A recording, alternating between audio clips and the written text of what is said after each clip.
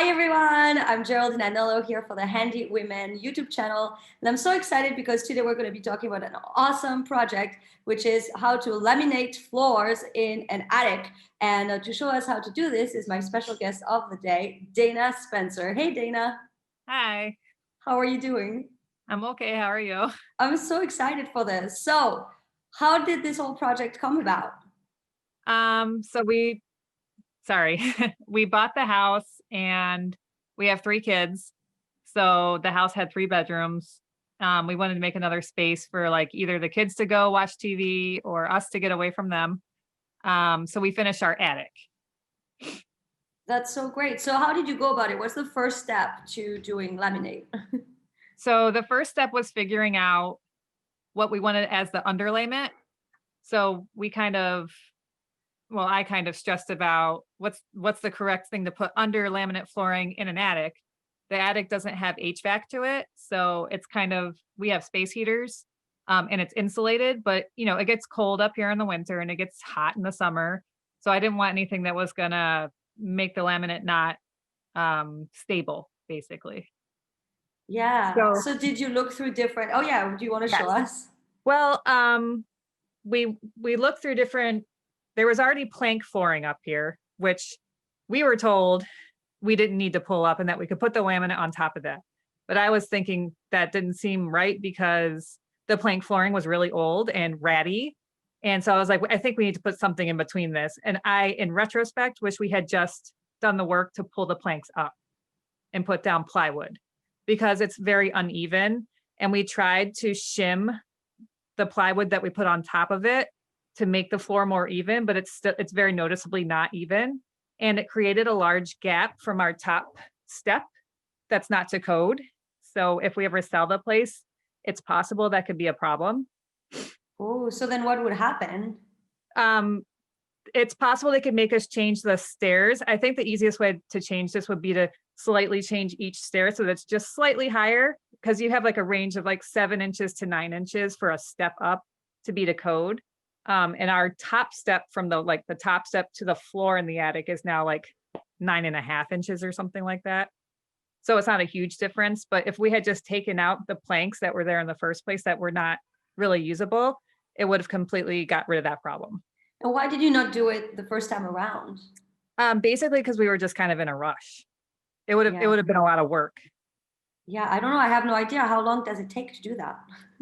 I don't know either. I mean, we would have had to have like crowbars and just like peeling them up. And it was, it's a decent size attic. So Yeah, do you that want was to easier show just to lay us? plywood on it. So um, maybe if I come down the stairs and show. So this is the stair I'm talking about, the top stair, which we now have this trim to kind of hide the edges of the laminate. So we had plywood. So we had the planks, the plywood. We ultimately chose cork as underlayment, and then also the laminate on top of that. So there's a lot of layers there. Wow. Yeah. So So that's it how kind of many. raised the floor quite a bit. It's so beautiful. And so how did you install it then? Like once it's hard to Yes. tell. Is it like, how do they come? Okay. So they come, I don't know if you can see this very well. I'll put my finger here. There's a seam here, and you can Yeah. see that there's two um basically like strips here. They come in planks that are 2 of these wide. So they're like that and they're tongue and groove and they snap together. So you have to lay it all in one direction. That's great. And they snap together concretely. I mean, for me, I just imagine like a snap. Yeah, so like you lay one down, like it's flat.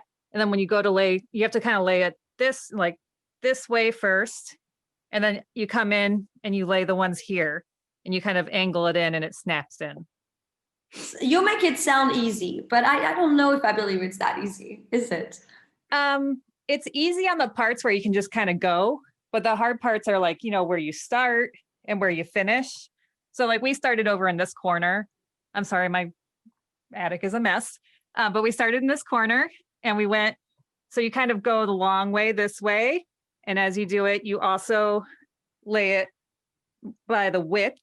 And when you get to the end corner, that's where it gets a little hard because it's like, if your room is not square, You have to cut it an angle. You have to trace it.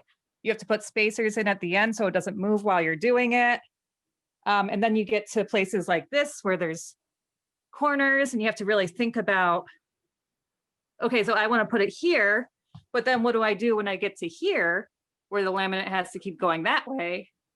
You kind of had to lay it backwards to the way you had been laying it.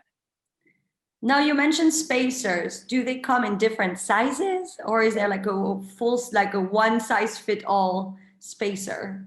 I think they come in a couple of different sizes. They're pretty universal. That's the other thing we learned was in the edges. So we would put spacers there, but cutting around, like, for example, the door threshold, we weren't very good at that. So I would have gotten if I did it again, I would get one of those tools where it can kind of take the shape. You know what I'm talking about, where the little pins push in? I And you don't. can trace it. So there's these cool little tools. I have one, but I don't have it with me right now. But you can push it against this and it would take the shape of all these little indentations and you can trace it. How is that magic possible? It's like a bunch of little plastic leaves. I wish I had brought that up here with me. I would have shown you. That's incredible. You just put it there and it worked. So when you cut it, do you cut it in the room or do you take it away from the room and you cut it somewhere else? It would probably be easier if you cut it in the room, but we didn't want to get sawdust in here because it was mostly done. So we were taking it down to our basement, which is 4 floors down. Oh, So we're down and then back up and then down and then back up. And I was 7 months pregnant at the time. That's so cool. Yeah, so that was a workout. Yeah. So how do you go about cutting it? What tool do you use? What's the best approach? So we used I forget what they're called, China pencil. It's like kind of waxy. We would use that to mark where we wanted to cut it. And I have a miter saw, so we would cut it with the miter saw. And then for the long edges where we finished, some of the places we had to cut on an angle to make it fit correctly. We used what did we use for that? Circular saw, I think. Wow. And so then for the places around, like where I showed you with the door frame, I used a jigsaw. That's so many tools. Yeah. That's so much to know. Do you have a favorite or do you have one that you really don't like? Tools wise? For those, like those specifically. I mean, I like all of them. The miter saw is probably my favorite when I can use it because it's so easy. It's just so fast. The jigsaw kind of is a pain, but it's very useful. Like if you don't have it clamped down perfectly, like it shakes and like the band on it is really thin. So it's easy to warp it if you're not like straight down on it. So you have to be real careful to be straight with it. It's not very forgiving. Yeah, so much can go wrong so fast. So now do you have any kind of thing to maintain it, or now it's set and it's set for years to come? It's all set. It's good to go. Like I said, we put cork under it, which is a natural, like antimicrobial, and it's like a sound deadening. So we wanted to make something that would make it less loud underneath us because our bedrooms are right underneath. So it seems to have worked pretty well. How does cork come about? Does it come in like giant long sheets? Giant roll. Like we ordered them from Home Depot and they were delivered and they were like 50 pounds each. We had to unroll them and then you have to like duct tape the seams, which that yeah, and then I just crafty. used like a box cutter just to cut like where it needed to be cut.